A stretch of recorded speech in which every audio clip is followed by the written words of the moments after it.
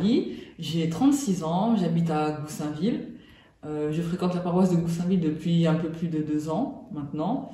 Et j'ai été baptisée, j'ai reçu le baptême à Pâques de cette année. Et les deux autres sacrements, la communion et la confirmation. C'est ça. Et moi, c'est Éline, donc j'ai 34 ans, je suis la petite sœur de Coralie. J'habite aussi à Goussainville. Et pareil, en fait, on a reçu nos sacrements avec notre sœur aînée à Pâques, toutes les trois. Donc baptême, première communion et confirmation pour adultes. Alors mon créneau d'adoration, c'est le mercredi soir de 20h à 21h depuis un peu plus d'1 an. Et pour moi, donc pareil, donc j'ai suivi Coralie le mercredi soir de 20h à 21h et on fait ça en famille avec notre mère et notre sœur aînée qui ont leur propre créneau d'adoration aussi, mais on se suit quand même.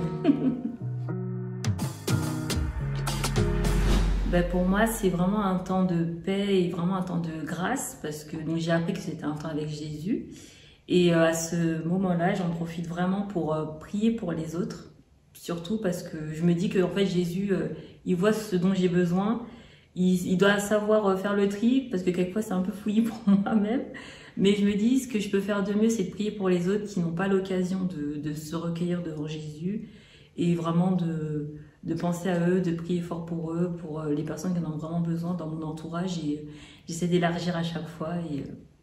Et voilà, j'en profite à ce moment-là, particulièrement pour prier vraiment pour mes proches. Au début, c'était pour moi l'adoration, réciter le chapelet. Rester chapelet, rester éveillé aussi. Parce que dès que je commençais le chapelet, j'étais prise de foi. Moi, c'était vraiment le combat, la persévérance. Et puis après, un temps où je me sentais bien. J'étais en paix, c'est vraiment inexplicable. Une paix, voilà, j'étais vraiment très bien.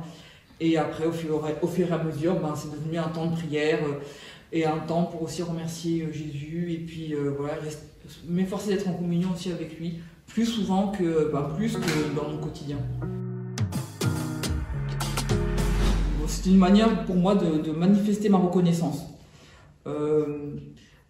Voilà, il y a eu un appel de Père Jean-Baptiste, une fois à une messe, je me suis dit, bon, j'ai dit oui du bout des lèvres, parce que c'est vraiment un engagement. Je me suis dit, est-ce que je serais capable de tenir la route et sur la longueur, mais au vu de la grâce que j'ai reçue de Jésus, je me suis dit, non, fais pas l'ingrate, vas-y, fonce. Et puis, voilà, c'est vraiment remercier Jésus et voilà.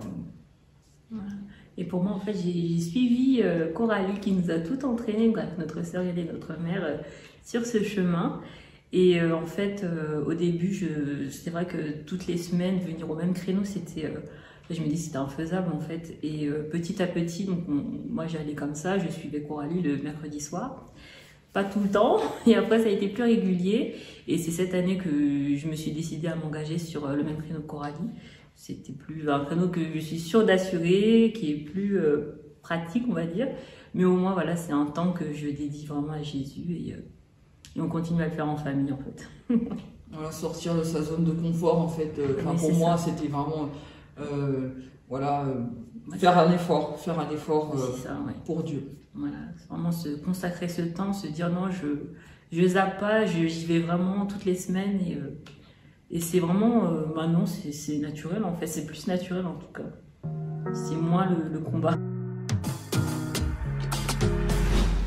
Alors pour moi dans le quotidien, c'est vrai que c'est vraiment un temps de paix et vraiment un temps de communion. En fait, moi ça m'a rapproché de Jésus, je dirais. C'est vrai qu'il y a des moments, quand j'y allais, c'était à ce moment-là où j'arrivais à ouvrir la Bible et à un peu découvrir la Bible aussi. Et c'est quelque chose que je voulais faire, mais chez moi, j'arrivais pas du tout. Enfin, c'est toujours le cas, mais pendant ce temps d'adoration, j'arrive aussi à faire un chapelet. Pareil, en essayant de penser aux personnes qui en ont besoin dans mon entourage, les personnes malades ou souffrantes. Et vraiment...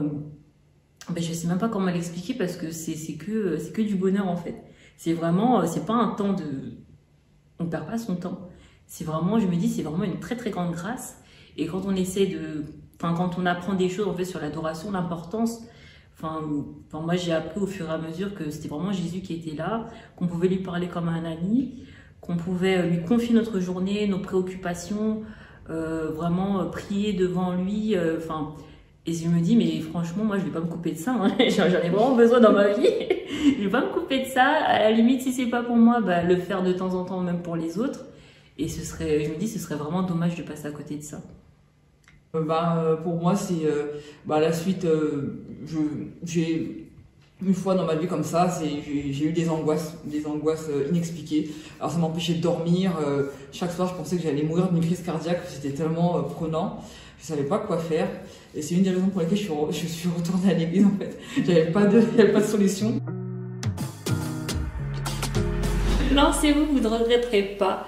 Franchement, moi, c'était le gros défaut, c'était vraiment d'y aller toutes les semaines au même moment. Je me dis, mais comment j'imaginais, mais des fois, même j'ai pas envie, ou à un autre moment. Et en fait, moi, ça m'a appris beaucoup, en fait. Et maintenant, quand je suis devant le Saint-Sacrement, très très peu de temps, ben, ça m'est déjà arrivé récemment de me dire, en fait, quand je sors, c'est comme si j'étais arrachée à eux. Je sais pas comment le dire, mais ça me manque, en fait, maintenant. Enfin, maintenant, je me dis, sans ça, je sais pas comment vivre. Voilà. Donc c'est fort, mais vraiment testez, allez-y. Je me dis que quand je vivrai plus, il y aura peut-être le bilan de ma vie qui va être fait et de savoir qu'il y a eu cette chance-là qui m'a été donnée et que je suis passée à côté pour X ou Y raison. Je me dis que dans ma vie, tout ce qui est matériel, tout ce qui est humain, j'arrive à le faire, j'arrive à libérer du temps. Vraiment des fois même du temps improbable. Alors franchement pour Dieu qui m'accorde tout, je peux pas trouver du temps. Ce serait vraiment pour moi, je verrais ça comme un peu de l'ingratitude. En plus on nous demande rien d'extraordinaire. On est là, il répond à nos questions, il est là. C'est passé à côté franchement de la chance de notre vie.